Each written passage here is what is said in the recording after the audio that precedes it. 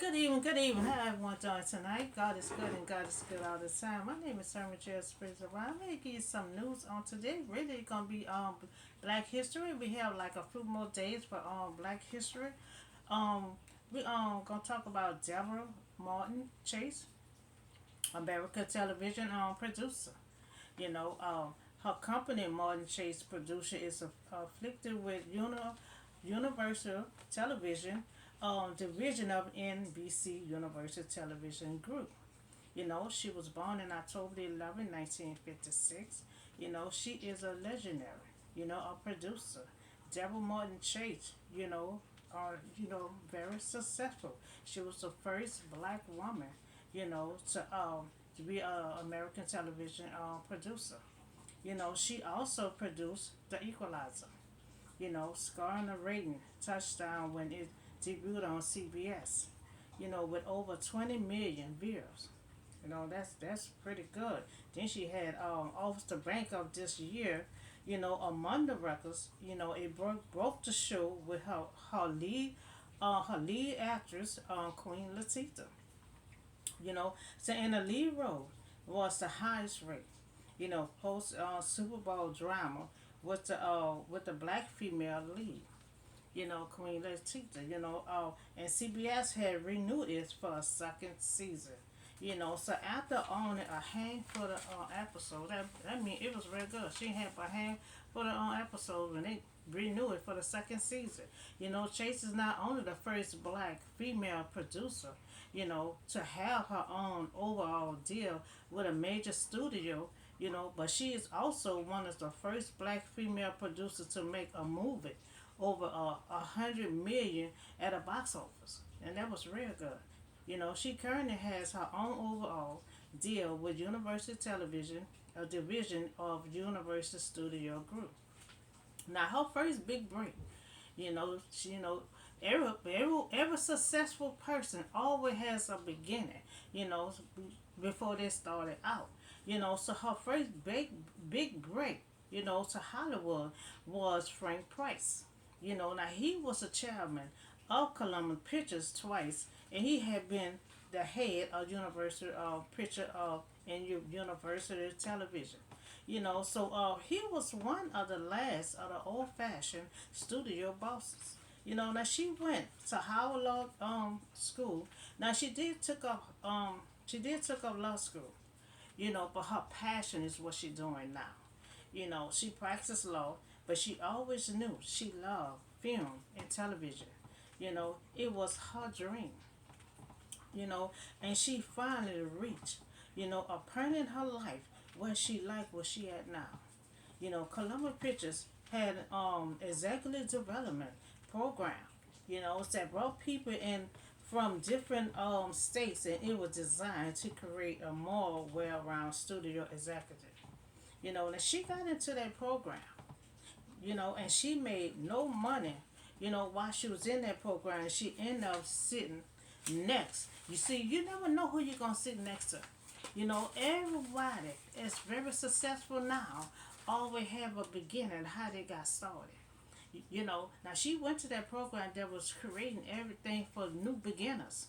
And she happened to be sitting next to a chairman, incoming chairman Frank Price, and at a luncheon, and she did not, and they did hit it off. You know, they stayed in touch. In a couple of months, later, he brought her up as an executive assistant. So that worked out fine, and she went with him to all of his meetings. She read the script, for him, and she would, troubleshoot issues, and she would sit in his office evening, you know, and she was able to ask any question that she wanted.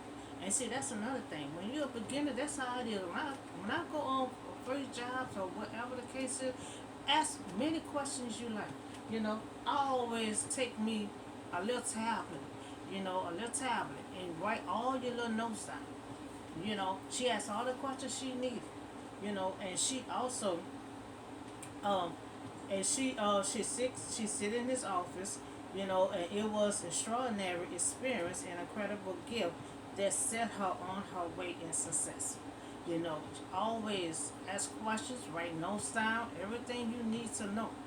You know, and she also worked in partners with Whitney Houston, you know, for 5 years. And she produced the following Princess, you know, Diary, Cinderella, you know, Cheating Girl, and many, many more. You know, so and we see that Debra Martin Chase, you know, is the first black female, you know, American television producer. You know, she is a legendary in Hollywood. You know, she worked with so many celebrities. You know, and she do have her own company, and she doing very well. You know, we always start at our record. You always got to start at the bottom. You know, and you work your way up. And something that you have passion for. You know, you never know who you're gonna sit next to. You know, she's sitting next to the executive person of in university that has started a program for beginners. You know, she got in that program. You know, and she asked many questions as possible, and he didn't mind her asking questions. You know, so she do have her own company in this story of Deborah Martin Chase, the first black woman to have to have her own producing company. You know, and she produced so many movies. You know, so I also want to talk to you about. I have a word for you on today. You know, exploding cannon report on the explosion of. We still doing Bible study. So now they're getting close to their land now. You know, so now God gonna have Moses to start sending spies out to spy their land and see how everything is. You know, so the story gonna come from Numbers chapter 13, verse 1 to 25. You know, so the Lord said to Moses, send some men to explode the land in Canaan, you know, which I am giving to the Israelites. So their ancestors sent one of the leaders. You know, remember Moses appointed 70 elders, you know, for leaders, you know, and sent out from the desert to Paran. So it's getting close to the land. So now God had told Moses to send out, you know, to go explore the land. You know, to see how many in there, see what they're doing, or how what direction y'all need to go in. You know, so up through the Nehigh and on into the hill of the country. You know, so see what the land is like. See what the land is like. You know, and whether the people who live there are strong or weak. You know, so they're gonna spy out the land. You know, see what it's like. See if the people is strong or weak. You know, free or many. So what kind of land do they live in? You know, so you know God already know. But God wants them to send somebody out there to spot the land so they can have witness that, you know, because if God said, you know, I got a land for you to go to, God know it's good. But God, they got people living in the land right now. You know, so a lot of times God is going to throw stuff to you. Sometimes you got to fight for it. You know, so God going to want them to throw all them people out there, and they got to fight to get their land.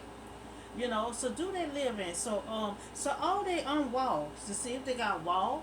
You know, you gotta see how they gonna get through, or how if the people weak or tall, or whatever the case is. How is the soil? Is the fertile or poor? Or is there trees in it? You know, so do you have the best to bring back some of the God telling them when you go spy out the land, you know, cause you know God got special trees in Canada. You remember Abraham had brought some of the tree. You know, Abraham had started buying stuff to make sure, you know, it was ensured for him and his ancestors that behind him. You know, so God had told them when you go spy the land before you, cause they got to spy the land for 40 days, and before they come back, you know, God said make sure you bring some fruits back. You know, because bring best of the fruit. You know, back from the land. You know, so not only they will exploit the land, but they will bring back some fruits out from the land. And at the time, it was a season for the fruits to reap grapes. You know, so it's a special time for the grapes, you know, to burst out. You know, so they went up, they explored the land, and from the desert of Zion, you know, they went up to the Nile, and when they reached the valley of the land, they cut off a branch, you know, and they brought some of the grapes back. So that place was called the Valley of Echar, and because of the closure of the graves, the Israelites cut off there. That's why God said when they get ready to enter, before they enter the land, that's why God said, when they enter the land, they got to tear everything down, destroy everything, because they're going to restore everything for themselves. So God going to tell them, don't even touch the trees, don't cut no trees down. So remember, God told them to explode the land and bring back some grapes. And they did just that. They had to stay and they explored the land for 40 days. So at the end of the 40 days, they returned from exploring the land, and Moses decided what information was needed before the people could enter the promised land, and he took carefully steps to get that information. So report on the land. So now they went to explore the land for 40 days. The 40 days is up. So now this one here gonna come from Numbers chapter 13 verse 125. So now the 40 days is had ended. And they came back to Moses and Aaron, in front of the Israelite, the community. So they reported, to them, the whole assembly, and showed them the fruits. That's the first thing they showed them, the fruits. And they gave Moses this, and they did say the land does follow have flow with milk and honey. So they went, they got the fruit. They said they only had the fruit, just like God said. Then they said, just like God said, it's flowing with milk and honey. But then now here come the bad news. They did say the land does have is flowing with milk and honey, and they showed them the fruits. But they also told them like the people who live there are powerful. And the city are fortified and she said, and they're very large. He said they're powerful and they're very large. So now they got fear in them of trying to enter this land, and they're bringing all that negativity back to the Israelite. So now the ones who went and explored the land came back with a bad report. But they did saw that the land was flowing with milk and honey and the fruits that God wanted them to bring back. But they're scared. They're scaring the Israelites. They're talking about, oh, they're large. We look like grasshoppers to them. They said they look powerful. So that's not what they were supposed to come back and say. You got the powerful God with you. You supposed to explore that land. Don't come back, being weak and talking about they're powerful, they're large, So, but then Clarence and Joshua, they're the only two, had their silence the people. And before Moses said, we should go up and take the possession of the land, for we certainly we can do this. Now you got Joshua and you got Clarence. The only two out of all the 70 elders, the leaders that went there, there was the only two said, oh no, we got this here. We can still take this land, but you got the other 70 elders, they talking about, oh no, they're too large. Oh, they look too powerful. They're being timid, and they got the Israelite being afraid. But you got these two right here, Joshua and Clarence. They're the only two has said, oh no, the land is good. We can, no matter how large you say they is, we can take them. We can take them. We can do this. That's what Joshua said. That's why at the end, Joshua and Claire were gonna be the only two gonna survive, besides the 70 leaders had went and exposed the land and come back with a bad report. So Clarence and Joshua, they had said that we can possess this land. We can Clarence came back with them two came back with a good report. But the men who had gone up with him said, we can't attack these people. They are stronger, than we are, and they're spread among the Israelites. So they're scared the Israelites. And no matter what Joshua and the other guys said, they still wasn't listening to them two. They listened to the 70 leaders that went out there and came back and talking about and giving them a bad report. Talking about, oh no, they're too powerful, they're too strong, they're large. We look like grasshopper under them. So a bad report about the land that had exploded. and they had saved the land that we are supposed to was those that living in it. All the people that we saw, they are great size. They said they're great size, and we seem like grasshopper, under their eyes, under their eyes, they figure like these people so big, they're so long, and we look like grasshopper under them, and and so perspective on challenges, in their report about the land of Canaan, most of the Israelites spied to emphasize, the overwhelming size of it, inhabited, though God had promised them that they would inherit the land. See, God said you're going to inherit this land no matter how large these people is. God is on the Israelite side.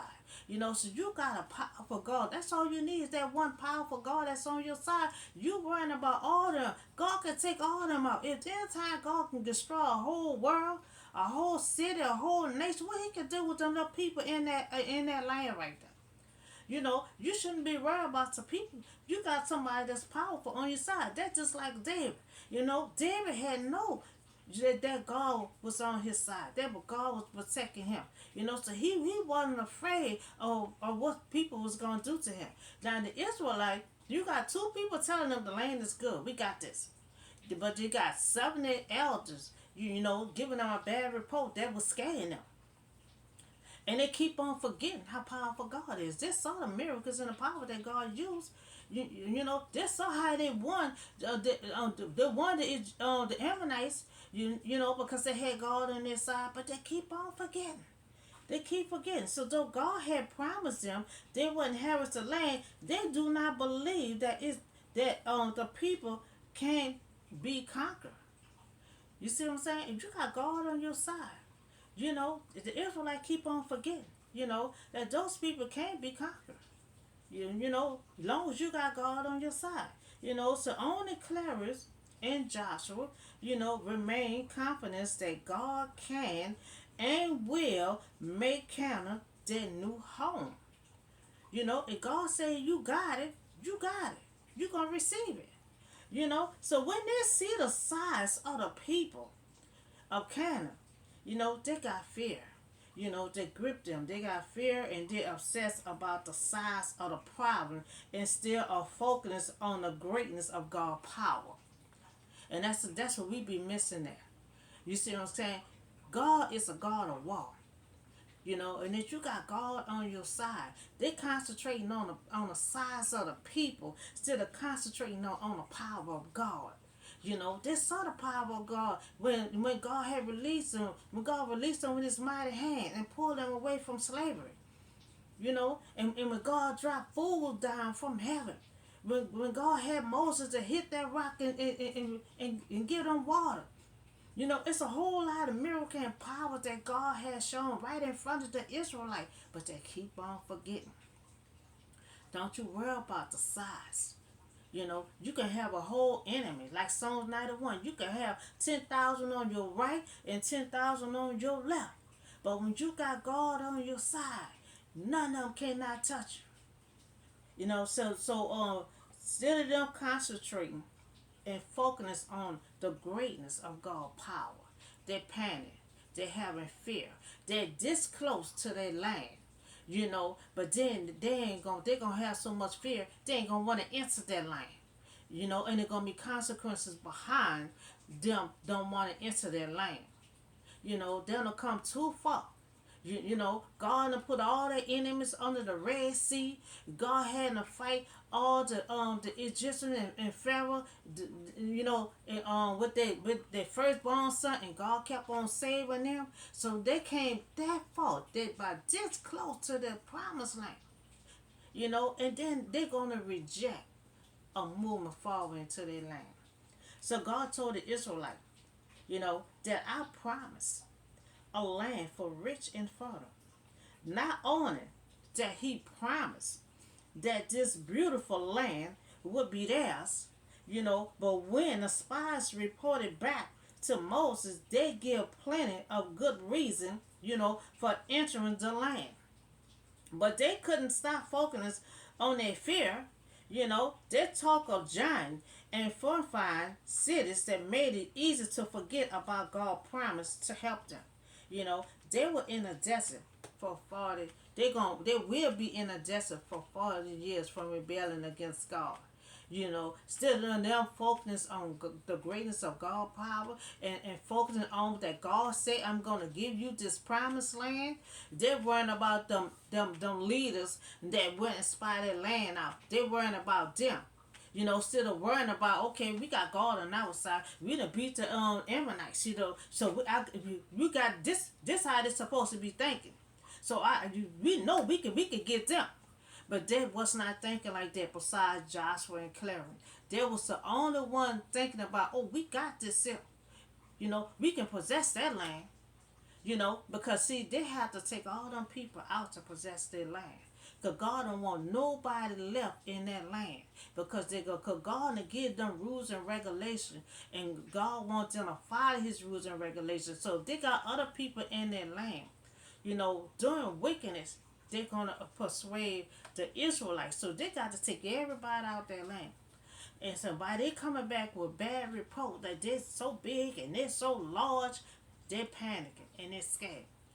They can see their land. They're this close to their land.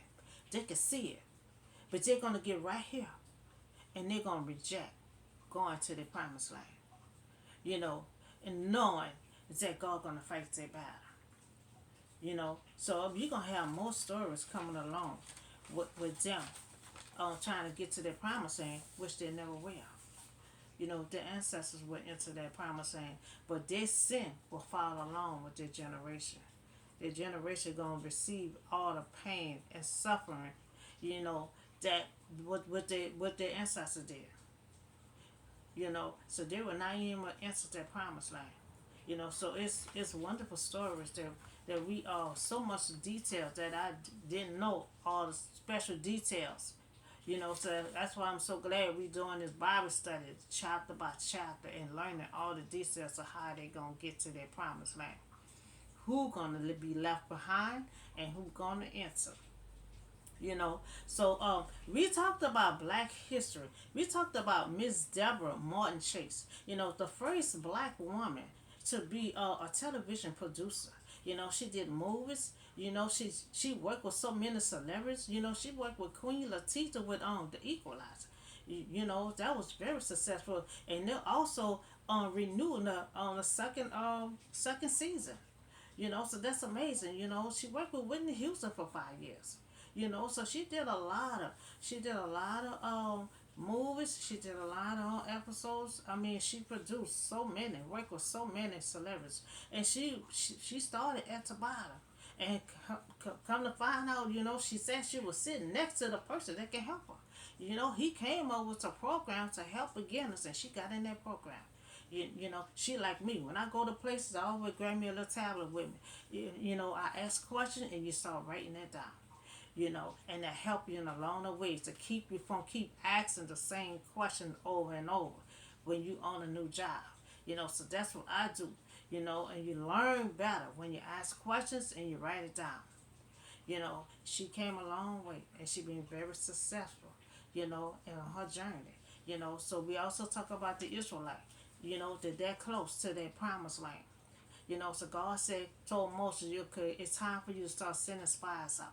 They can see how weak they are, how powerful they are. If they got a wall, cause they got a big old wall around it. Cause when they conquer their land, they got to tear that wall down to enter that promised land. So we getting closer and closer to the good stuff. So you had them come back with a bad report, talking about they're too big, they're too large, they're too powerful. And saying that we look like grasshoppers under them. But you got Joshua and Clarence, they come back and say, oh no, the land is good. We can possess this land. We can take them out.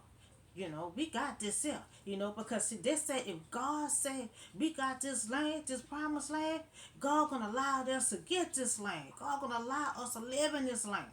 Because God said it will be done. You know, so that's what Joshua tried to tell them. But they still want to be afraid and still gonna be frightened. You know, so we're gonna have more stories coming, back to back because it's getting very interesting because you're getting close to that promised land. You know, we're gonna see how the Israelites, they keep on rejecting it, whether they enter that promised land or they not will not enter the promised land.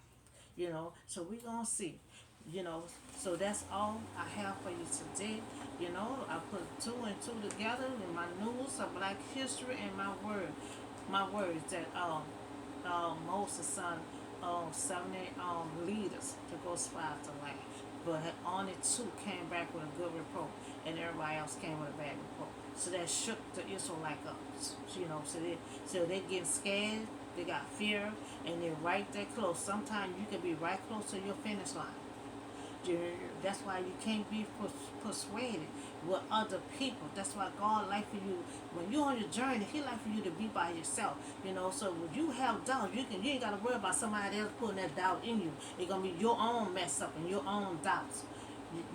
But they let somebody else put the doubt in them, and they being afraid and being scared to enter the promised land that God promised to them.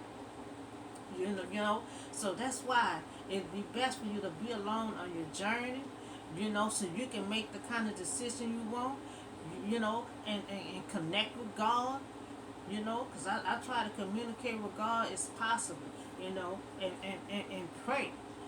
Because I'm not gonna do like the Israel. Every problem they kept on having, they wants to go backwards. Well, I wish I was in Egypt. You know, so down the line, you know, the God gonna give them their wish. God gonna give them their wish. So that's all I have for you today. Y'all have a blessed night, and I'll see y'all on the next video.